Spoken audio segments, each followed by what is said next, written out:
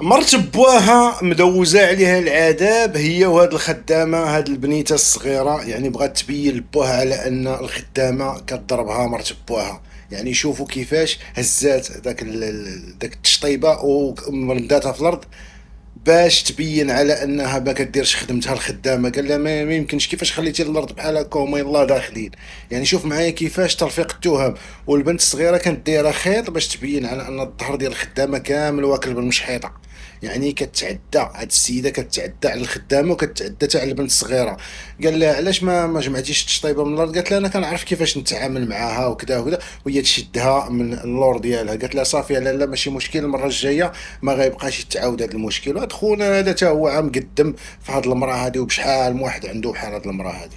بشحال من واد عنده بحال هاد المراه كتلقاها مرته ماتت وكتلقى عنده بنيه صغيره، وكتجي وحده كتمرمد على ديك البنت مسكينه، كتكرفص عليها وكتكرفص كاع على اللي كاينين في الدار، حيت هي زعما ما نعرف جايه، ما عرف منين جايه.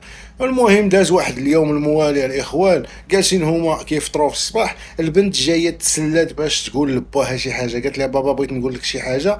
مع جات يلاه باغا تقولها ليه، هزات مرت باها الطابليت وداتها، هرساتها وجابتها ليهم. قالت له شوف بنتك اش كدير. جابت له الطابليت مهرسه. قال له شوف بنتك راه ما يمكنش، طابليت يلاه شاريينها بزباله فلوس، هرساتها. يعني هذا الشيء باش ما تخليهاش تقول لباها الحقيقه باللي راه كتعدى عليها وكتعدى على الخدامه. شوفوا معايا كيفاش هذا السيناريو غيسالي الاخوان. لاول مره كيشوفنا، كاين حسابات عندنا قصص كامله على اليوتيوب الاخوان، الرابط في البايو، وصفحه على الفيسبوك. وهنايا معكم ديما على التيك توك يوميا من 6:30 ل 9:30 كينزلوا الفيديوهات. المهم بدا كيهضر مع بنته. قال لها ما بقيتش تعاودي ديري البساله، وهذه راه بحال ماما كذا. شويه خلاتو عامشه، وهي تشدها وهي تقول لها واش انت كتصحابيني انا ما عارفاش اش كديري، انا راني بحال ماماك. قالت لها ما عمرك تكوني بحال ماما، انت ما عمرك تكوني بحال ماما، بزاف عليك تكوني بحال ماما.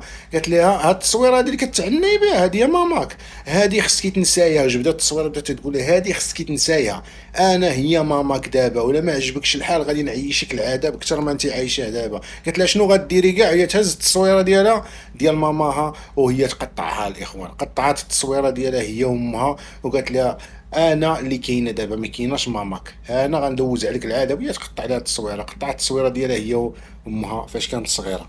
حيت الام ديال هاد البنت الصغيره، امها البيولوجيه ماتت في واحد الحادث سير، وبوها مشات تزوج هاد العقروشه هادي، ودابا معيشيها العذاب. شنو غادي دير؟ قالت لها شوفي دابا غادي نعطيك الاقلام والملونات وغترسمي لي احسن عائله اللي انت كتعيشي معاهم دابا.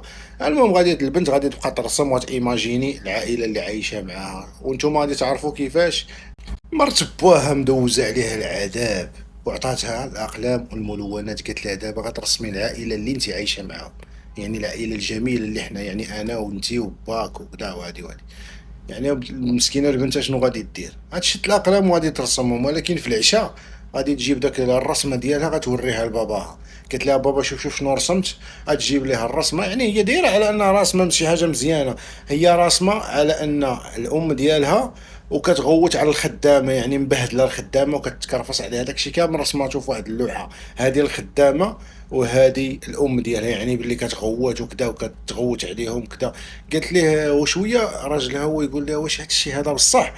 واش هادشي بصح هادشي اللي كاتباه هنا، هادشي اللي راسمه البنت؟ يعني كيفاش، واش هادشي حقيقي؟ قال لي حقيقي.